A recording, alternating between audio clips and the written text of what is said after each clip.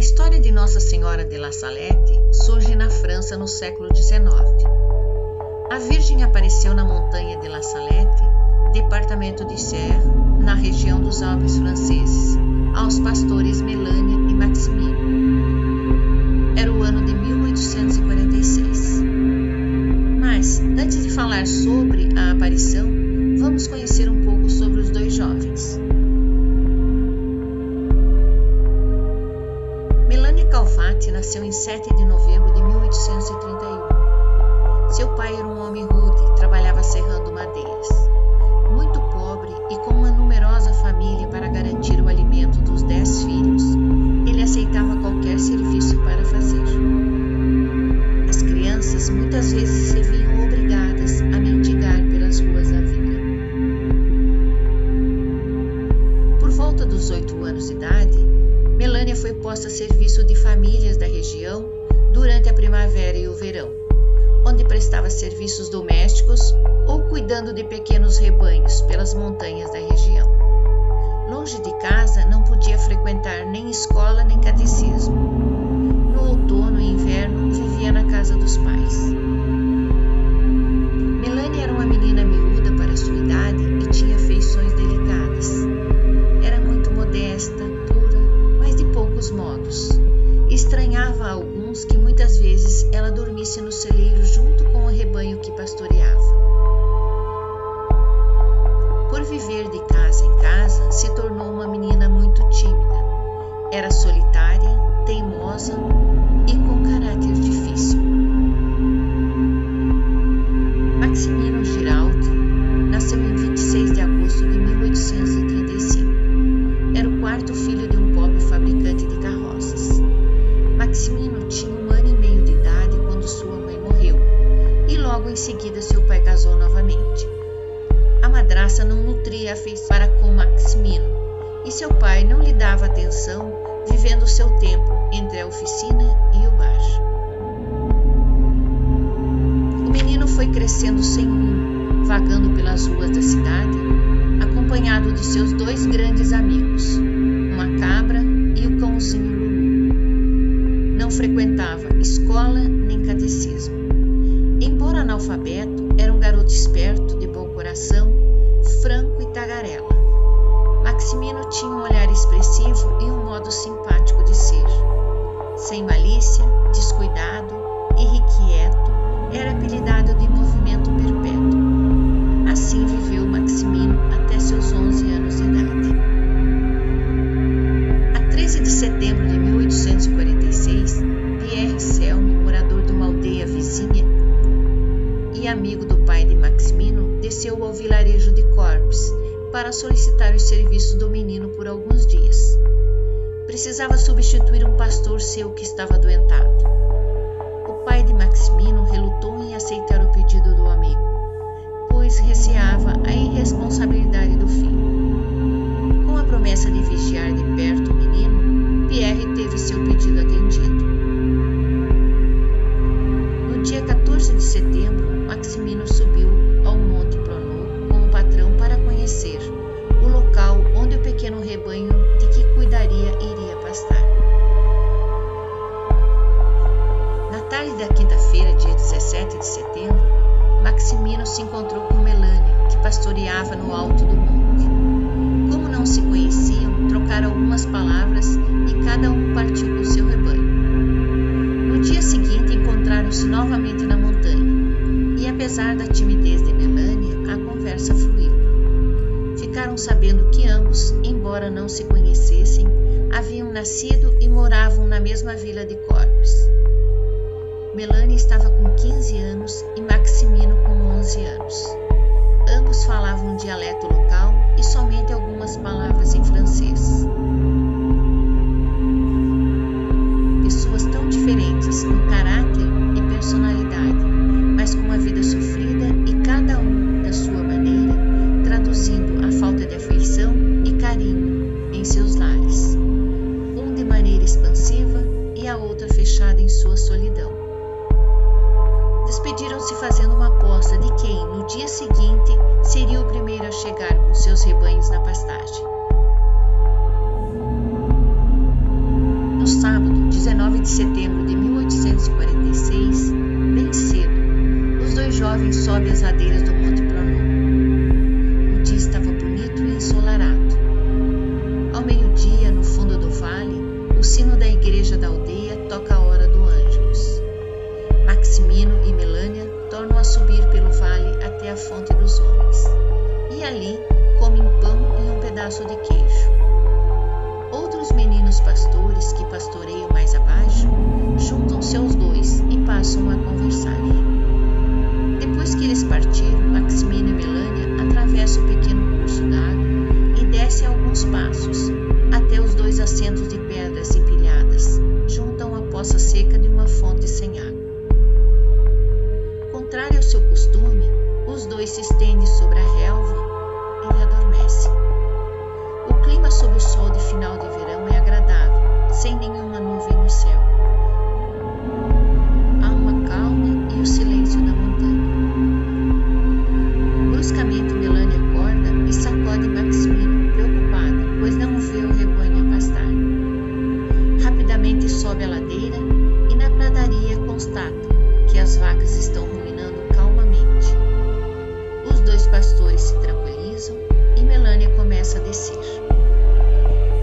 No meio do caminho se detém, imóvel, pois junto a uma pequena fonte sobre um dos assentos de pedra ela avista um globo de fogo. É como se o sol tivesse caído lá. No entanto, o sol continua brilhando num céu sem nuvens. O clarão se mexe, se agita, gira sobre si mesmo. Para as duas crianças faltam palavras para externar a impressão de vida que irradia desse globo de fogo. Uma mulher ali aparece, assentada, a cabeça entre as mãos, os cotovelos sobre os joelhos, numa atitude de profunda tristeza. Estava vestida como as mulheres camponesas da região, com um vestido longo e um grande avental, lenço cruzado e amarrado às costas e na cabeça uma touca. Rosas coroavam sua cabeça, contornando o lenço e também enfeitavam seu calçado. Trazia em sua cabeça um diadema muito brilhante. Carregava uma pesada corrente sobre os ombros e outra, mais leve, prendia sobre o peito um crucifixo, com um martelo de um lado e de outro um turquês.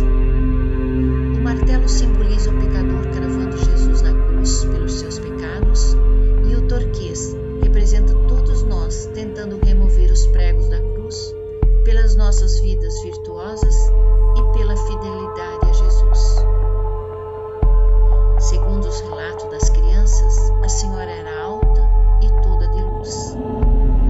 Ela tinha uma fisionomia muito triste, chorava e dirigiu-se a Maximino e a Melânia mensagens de alerta.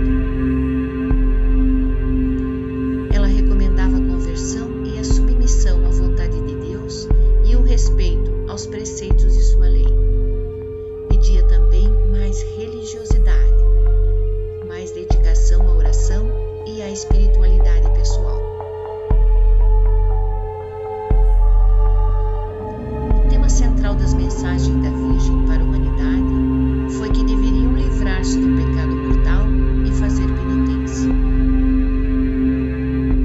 A Virgem Maria predisse eventos futuros da sociedade e da Igreja. O cumprimento dessas previsões foi também visto como uma das indicações da veracidade da aparição nas investigações que se seguiram à aparição.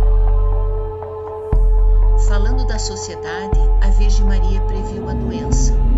Em dezembro de 1846, a maior parte do povo foi atingida por doenças e a cólera ceifou muitas vidas na França. Que a colheita seria completamente fracassada.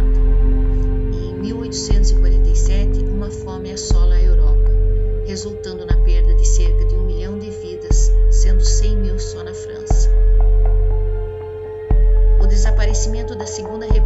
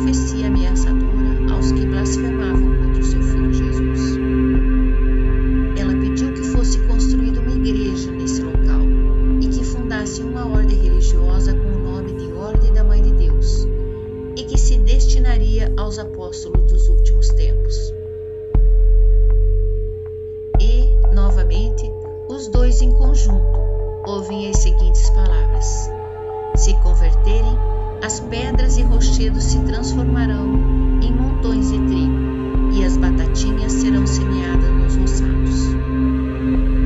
E a bela senhora conclui: pois bem, meus filhos, transmitam isso a todo o meu povo. Terminou assim a aparição. Segundo as crianças, ela andava, mas as plantas de seus pés não esmagavam a relva, quase não dobravam os talos. Melanie correu e a contemplou de novo lá do alto, e depois, segundo ela, viu o rosto e a figura da senhora desaparecendo à medida que a luminosidade aumentava. Em 7 de julho de 1847, o bispo de Grenoble pediu aos cânones Pierre e André, professores no seminário maior da cidade, que conduzissem uma investigação aprofundada da aparição. Esse relatório foi concluído em 15 de outubro e, em novembro, o bispo apresentou o relatório a uma comissão de inquérito, constituída por 16 especialistas sob sua presidência. Houve um total de 8 conferências e, em 2 das sessões, Melanie e Maximino estiveram presentes e foram questionados sobre o que viram. O relatório foi então publicado em 26 de junho de 1848 e enviado ao Papa Pio IX em agosto do mesmo ano, sendo aceitas pela Santa Sé. No dia 19 de setembro de 1851, quinto aniversário da aparição, D. Felisberto, bispo de Grenoble, após pesquisa aprofundada, concluiu que a aparição de Nossa Senhora foi verdadeira e autorizou as peregrinações a Nossa Senhora da Salete. Também anuncia a criação de um grupo de missionários diocesanos, a quem dá o nome de Missionários de Nossa Senhora da Salete. O santuário está localizado a 1.800 metros de altitude, no coração da montanha dos Alpes franceses. Sua construção foi iniciada em 1852, concluída em 1865 e designada como basílica em 1879 pela bênção papal. Ela é uma grande e austera igreja, com uma fachada ladeada por 2 torres. No interior da basílica, a nave é delimitada por 2 fileiras de colunas bizantinas. Possui 3 medalhões representando as fases da aparição, os prantos, a mensagem e a partida. A basílica também inclui um pequeno museu que documenta a história de La Salette. Fora da basílica, os peregrinos podem tomar um caminho que conduz ao local da aparição, o chamado Vale da Aparição. Lá existem estátuas de bronze erguidas em 1864, representando as 3 diferentes fases das aparições. Notre-Dame de La Salette é a invocação dada à Virgem Maria nas suas aparições nas montanhas de La Salette. O dia de comemoração de Nossa Senhora da Salette é 19 de setembro. Nossa Senhora da Salette, reconciliadora dos pecadores,